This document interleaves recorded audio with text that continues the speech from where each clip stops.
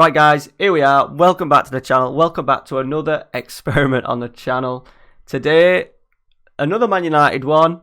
As you probably already know, I'm a Man United fan. I've done a couple already featuring Man United. They are a hot topic at the moment. Man United have been linked to so many players already this summer, and ideally I think every United fan would want maybe 6, 7, 8 players to leave. So what I've done is, I've had a little brainstorm last night. I've gone through, if I had the say on transfers with Ollie in charge, what would I try and do? Now what I've done is I've tried to offload a load of players, and I've not kind of done it unrealistic, either ins and outs. Some maybe probably wouldn't happen, but there's no reason why they wouldn't. So I'm not saying like we're going to sign Neymar and shove him on the left wing, and then we're going to sell Phil Jones to Barcelona for 75 million, not that kind of thing. So I've tried to be a little bit realistic as I possibly can, with obviously a little bit of creative influence in there. So obviously people that don't like this video are going to give me absolute pelters on values. I've just tried to do it. I've looked at a few little rumours on prices and things and tried to match it up that way, what they would be worth, what I would be personally willing to sell some of these players for, etc, etc.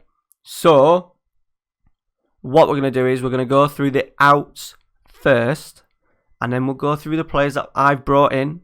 And then what we're going to do, I've simulated 2 seasons in a game, and that should give Ollie a good chance to bed in the new players.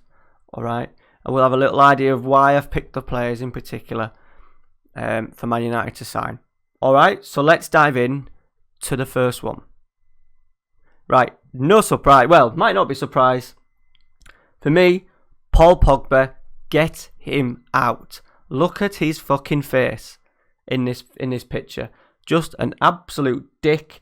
He doesn't warrant the reputation that I think he thinks he has.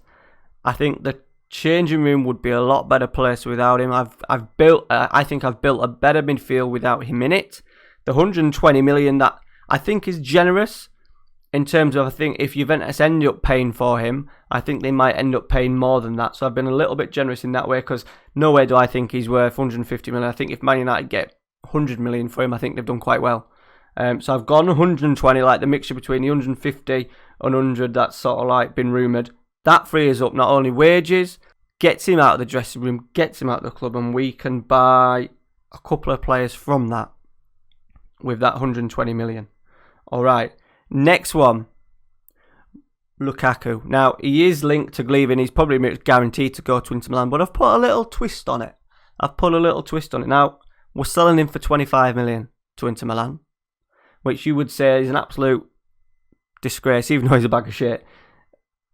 I think Inter Milan are looking at sort of like paying the 60, 70 million that United want for him. I've asked for 25 because in return, we're going to get Mario Icardi. Now, this is one of the transfers that will never happen, but there's no reason why it wouldn't happen or couldn't happen. Lukaku wants to go there. Inter Milan want Icardi out. I think they're trying to get him to Roma, but I don't think Roma can afford him.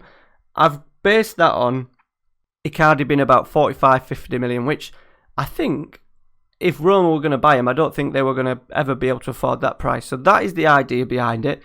Obviously, Man United are going to lose a striker in Lukaku. They're left with Rashford. Not top priority at the moment to probably get rid of Lukaku and get a striker in, but it looks like it's going to happen. So obviously he needs replacing. We don't want to spend the money that we've got from Pogba on a striker ideally, because we have got Rashford there. So I thought that would be a nice balance. He would turn into it. I know he can be classed as a little bit troublesome, but he could be one of those players like Cantona. Could turn into Cantona, a bit of an icon, a bit of a legend. You never know. So that's probably the most unrealistic one out of the ones that I've signed. Yeah, so 25 million, swap deal. We get Icardi, we send them Lukaku, and we get the 25 mil. Next one.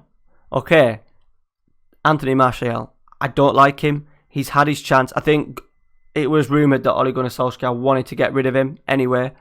Hasn't happened, which is disappointing. I don't like his attitude. He doesn't look like he gives much of a shit. He plays well against some really shit teams, and then when it comes to the absolute crunch, he goes he goes disappearing. Maybe perhaps he's not a wide man. Maybe he is a number 9. But I just don't think he has the attitude for me. I've put him at 60 mil. I think that's a reasonable... I've sent him to PSG now. I knew Tottenham were interested, but I just thought PSG was the easy one. They may look at having to get someone like Martial in if they're looking at losing Neymar and Mbappe over the next couple of years. He's French as well, so that kind of knitted in. 60 mil. Let me know in the comments. Are you a fan of Martial or not? Are you a fan of him? I thought 60 million once again. We can rejuvenate. He's had 4 seasons at United and not really hit the high notes. I think we can get someone else in for less money who would do a better job than him. Alright, so that is Anthony Martial going for 60 mil. Next one, Eric Bailly. 30 million to Arsenal. Now, he's been a bit unlucky. He's had too many injuries. He's had a nightmare under Jose. He then came back, did alright for Ole Gunnar Solskjaer, and then played right back and got injured at the same time in one of the legs against PSG. Was it the away leg? I think it might have been the second leg in Paris, and he had an absolute nightmare. I think there's definitely a player in there, but I think realistically he's better off going elsewhere and trying again. Arsenal were linked to him. I think they're in need of a centre-half. That might be just the move that Bailly needs. He is quality, or he can be quality, but I just think it's maybe reached the point where he needs a fresh start. Another one who needs a fresh start, Marcos Rojo. I've put him at Atletico Madrid just because they've lost Diego Godin today to Inter Milan. Argentinian, I put sort of like 2 and 2 together. Simeone, Argentinian, Atletico Madrid need a centre-half. Perhaps they'll probably look at someone better than him. I think if Man United did get rid of him, I think there would be a host of, not top clubs, but there'd be a host of clubs across Europe after him. I just had to pick one, and I put him in it. I put him on Atletico Madrid. I do like him. I've been a fan of him. Once again, too many injuries. We're bringing a centre-back in.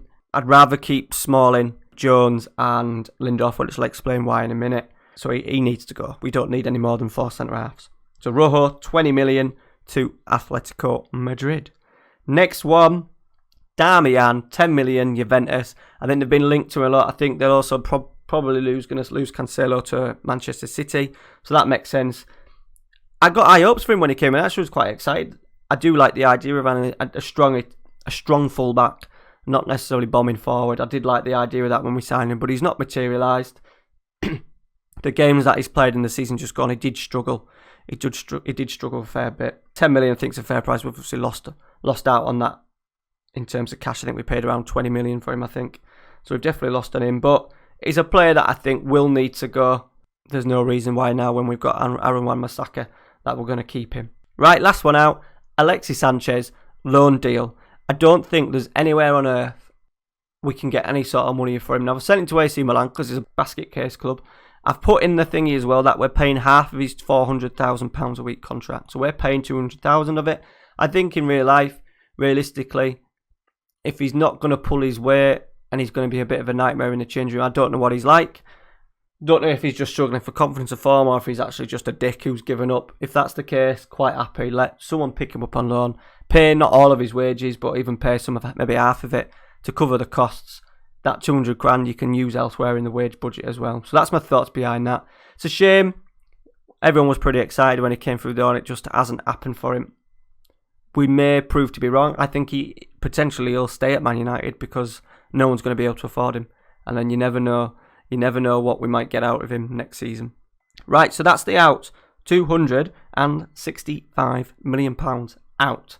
Right, on the ins, I have included in this Aaron Wan-Bissaka and Daniel James are in 50 million and 15 million. So that's 65 million already added on because we're going to do a little ins and outs. I've included them in it as well, just for a little bit of extra realism.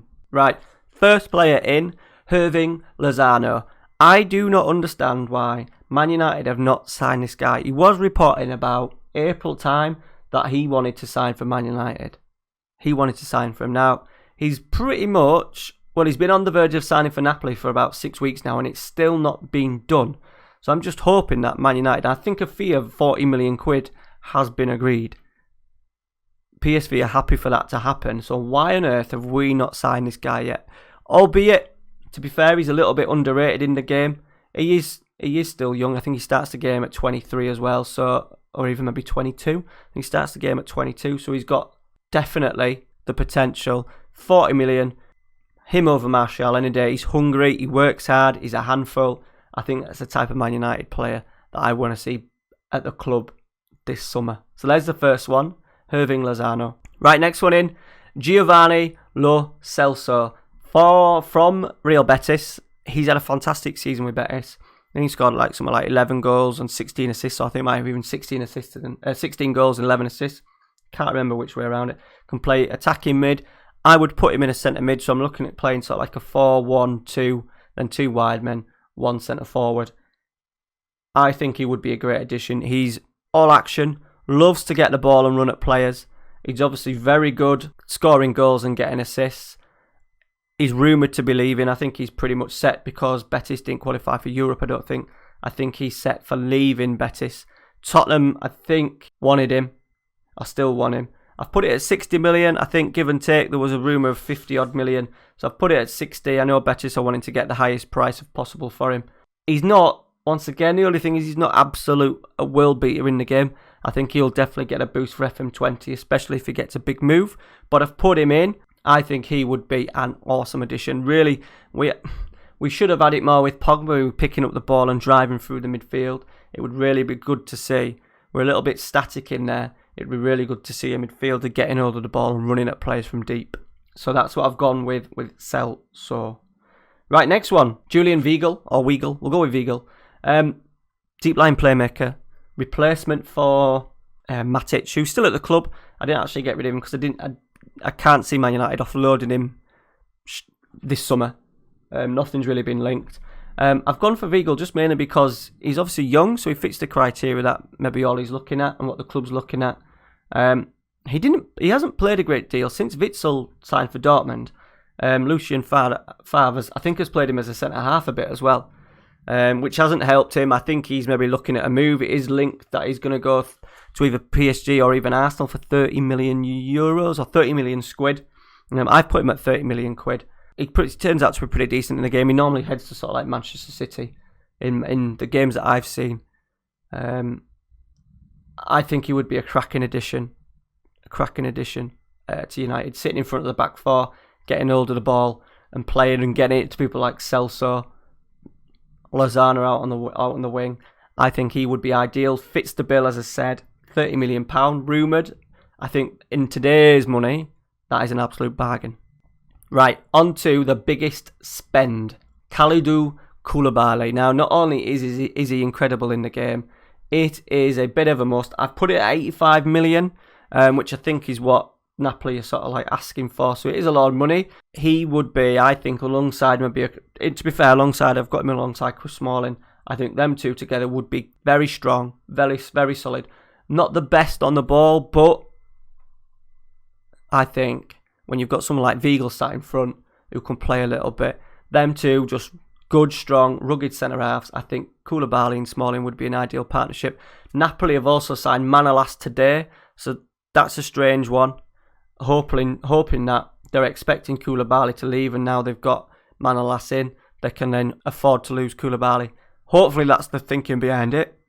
Said 85 mil, biggest transfer of the summer for Man United, but we all know we need a centre-half. I've only gone for one. I think realistically having two is not going to work. I think people like Smalling and Lindelof had decent seasons in parts last year. I know people hate Phil Jones, but as a fourth choice centre-half, I'm sorry, but Phil Jones is absolutely fine as a fourth choice centre-half. I don't see the problem of having Phil Jones English at the club as well. Don't have a problem with him being there as long as we've got players like Koulibaly and Smalling. I'm a bit of a fan of Chris Smalling. I think he does alright. I think last season he was up against it. We were poor in full-back positions. Not a great deal of protection in front with a sort of like a lazy midfield. So we'll give Smalling the chance to play up outside Koulibaly. I think this will be a class signing for Man United in the game and also in real life. So there you go. Top signing, Koulibaly. Right, next one.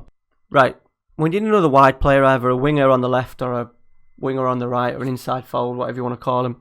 I've gone for Douglas Costa. Now, he has been linked to Man United in the past. Didn't play much at all. I think Juventus paid something like 36 million for him, something around there. I've got Costa at 45 million, which is probably more than what they'd probably accept. I think we'd probably get a better deal than that, but just to be on the safe side, we've gone for that. I just want to see Man United. We looked so good at the start of Ollie's sort of like reign when we had a little bit of extra pace in the team with Rashford and Lingard in the side. So that's why I've gone for Douglas Costa. He is reaching his peak. He's maybe not classed as one of the young ones. So he probably has reached his peak over the next sort of like, from now until the next couple of years. It's important, I think, to get a player of this calibre in. I think he's been a bit unfortunate at Juve. I don't think it was the greatest move for him. I think Man United, even though nothing's really been said about him recently, I think there could be still a bit of business to be done there. Right, and the last one in, probably an unrealistic one. Rodrigo Bentancur, I've got in. I'm a bit of a fan of him. He's a little bit of everything. He's quite decent at tackling. He's good at running with the ball. He's big. He's strong. In terms he likes to play. He's a little bit of everything. I think he's got the energy as well, which I think we've been lacking in there with Matic and Pogba. Herrera does it to a certain extent, but obviously I've offloaded Herrera. I've put him as PSG. With Juventus signing Rabiot, they've also got Matuidi, Emre Can, Pjanic, potentially signing Pogba. They've got a lot of players in that area. I've probably missed someone else.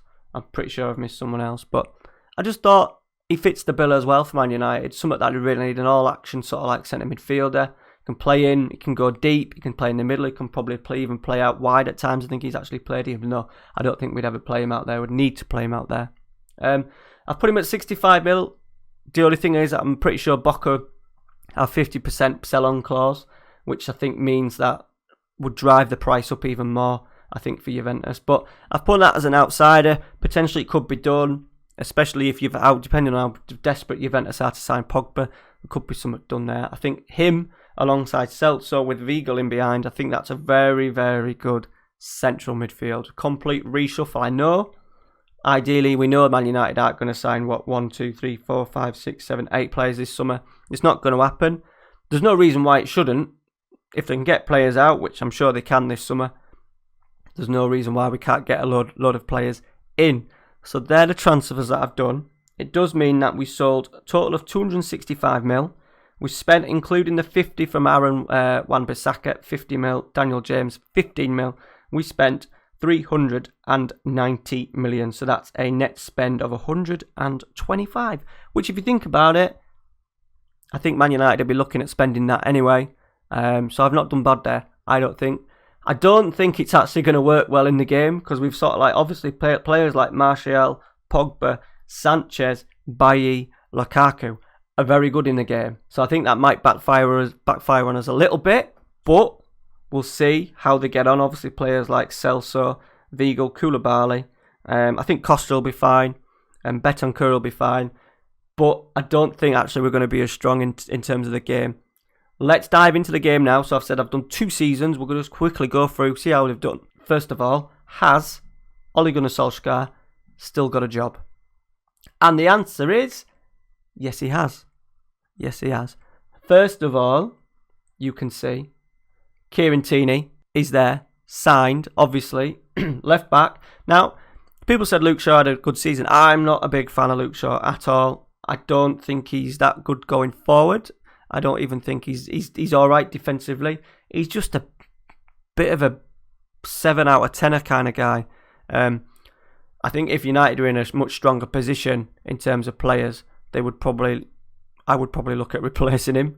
I would have definitely done a swap deal with Danny Rose, but I know Danny Rose is a couple of years younger. But so Ollie's acted on that, and he's got Kieran Tierney in. There's also Thiago in there as well. So let's have a look. How did they get on in the Premier League? Not great. Well, we haven't won it. Manchester City have won it 3 times in a row now. Both seasons, 2018 and 2019, 2020. How did United do? Oh no, 5th. 5th on goal difference. Disaster. So no Champions League for Man United. No Champions League. I'm surprised he kept in a job. Oh my God. The season before they finished 6th. They drew 15 games. That's maybe why. I drew 15 games. They only lost 5. Manchester City romped home, look. So that's probably the weakest I've ever seen Man United. Any of the series, experiments that I've actually done, I don't think I've ever seen him that bad before. How is Ollie still in a job? I do not know. Right, let's have a little look. Let's have a little look at the Champions League. Okay, now Manchester City have won it both years. Manchester City have won it both years. Holy shit. They beat Barcelona. Obviously, Man United were in the Champions League this season. What about the first season? Oh, did well there. Was that the final? Is that the final? No, must be semi-final, that. Must have been a semi-final. Lost on away goals, look. Bastards. Yeah, semi-final. Real Madrid beat Liverpool. So that little run might have just kept Ollie in the job for the second season. Let's have a little look. Obviously, we're in Champions League. How did they do Europa? So, here we are. Man United are champions. So they are back in... This is maybe why he's kept his job, because he's won the Europa League with Man United in the second season. Chelsea won it season 1. They won it season... Man United won it season 2. Who did they beat in the final? Inter Milan. Get in. Icardi, get in. That's the kind of story we're like. Icardi scored in extra time. Inter Milan wanted him out. Man United took him. Lukaku's been subbed on 73. There he is. How's he doing? He's done all right. 12 in all comps, 22 in all comps. How has Icardi been doing, by the way? He is good in the game, isn't he? Let's be honest, he is good in the game. 19 in 19 in the league, both seasons, 27 and 31. Very impressive. Very impressive. So, bit of silverware. There we go. Right, very quickly we'll have a little look at the cups. FA Cup, nothing for us. Chelsea winning it and Manchester City winning one as well. So they're obviously the real treble in the first season. So that's pretty good from them. Nothing in terms of Man United. Were they beaten finalists? No. Man City, Tottenham were. So nothing there. We'll go with a little Carabao. Fucking Manchester City, as per, beat Liverpool. They've done all right, haven't they, Manchester City? They beat Man United this season. So we did lose. I imagine they've still got Pep in charge. Yeah, he's absolutely bossing it. Absolutely best bossing it. They have got Verratti in. That's maybe why. How much do they pay for him? 70 mil. Right, last little thing. So he's only won sort of like the Europa League, so not the biggest. He's going to need to get... Well, he's obviously got Champions League football this year. That's probably kept his job. So, yeah, what we're going to do is we'll have a little look. See how he spent his money. So in the first season, he brought in Tierney, and obviously in January I did put disable the first transfer window. And then it's Heisa, a player I think Man United have been linked to a little bit, but obviously they've signed Wan-Bissaka now, so I can't imagine them signing him as well. It'd be very strange if they went down that route. Decent player though. I think the problem is Wan-Bissaka's not great in the game. Man United have actually offloaded him already. He only spent 2 years, look. Well, 1 year and a half. And offloaded him. Took a 15 million cut. Not great. Any noticeable outs? No. McTominay went on a weird loan to Krasnodar. Season 2, bloody hell, they spent some money. So they got João Felix in, which is what Fergie did. I'm going to have to get him involved in the Real Madrid save. Really want to have a little go with him. He needs a fucking haircut. What a dick he looks with that hair. Thiago, good player. 29 years old in the game now as well. Decent business, I think. 64 million. Yeah, I think that's a player that I think he was all set for signing for Man United at one point, and then he ended up going to Bayern Munich, didn't he? Yeah, he's a player that we would have at Man United, no problem. Belotti in, so obviously they're not happy with just Icardi. They're going with Belotti. He's done well. So these are youngsters. Any noticeable outs? Ashley Young, 3.4 million to Atalanta. And then the season that's just coming in now, Jesus Christ, he spent 118 million on Christiansen. Decent, but bearing in mind you've got Koulibaly, Smalling, Lindelof in the game is pretty good as well. So that's an unusual one. We do have some weird transfers sometimes. He had been, I suppose, a regular for Chelsea. He had a very good season last season for Chelsea. 118 is a lot though. And Rodri, holding midfielder. We've got Weigl in there, so maybe a replacement for Matic or something, I don't know. Let's have a look. So Heiss has gone, which book up. Smalling's gone, so maybe why he didn't get great amount of money for him though. Giovanni Lo Celso's gone, he's not done anything at all, has he? Which is a bit of a shame. I think he'll have a miles bigger impact for Man United if he signed. A miles bigger impact. And he just played one substitute appearance in the second season as well. They've got a bargain there, 8.5 mil. 8.5 mil. Wan-Bissaka's gone out on loan. Lozano's gone out on loan. Aye. He's done alright. First season he did okay. A lot of substitute appearances for him though, so he's gone out on loan. Aaron Wan-Bissaka. I did, in the editor, just shove his rating up, his potential rating up to 170. It was between 150 and 160 or something, so I bumped it up a little, but that's not made much of a difference, as it is obviously going to have a massive boost for FM20. I think when the game comes around for FM20, he'll be a quality player. On thoughts on Aaron Wan-Bissaka, people are saying it's a lot of money, which obviously it is, but 50 million, but there's no reason why he can't be Man United's right back. Hopefully reach his potential for the next, 10 years at least. So 5 million a season for a quality right back, I think is a good bit of business. I don't think Daniel James, another one who will definitely get a big boost. I imagine he'll be in the under-23s. Luke Shaw's in the under-23s. McTominay, Pereira. There he is, Daniel James. He's got a little bit. Obviously nowhere near Man United potential. He hasn't had a great season. Hasn't even played for Man United yet. He's done all right in non-competitives. Went on and had a pretty average loan spell at Sheffield Wednesday. So that's it. He's lucky to stay in a job, really. He's had one Europa. That's the formation that I was looking at. With obviously, I was looking at De Gea, Dalot, Koulibaly, Smalling or Lindelof, Shaw, Weigl, and then in there Lo Celso, Betancourt, right side, maybe Diego Costa, Douglas Costa, left side, Lozano, up front, Rashford, Icardi, whoever. And obviously the squad is absolutely ginormous. They've done this as a rotation. It must have been a friendly. So he's built. To be fair, they might have a decent third season, but we're not going to see it.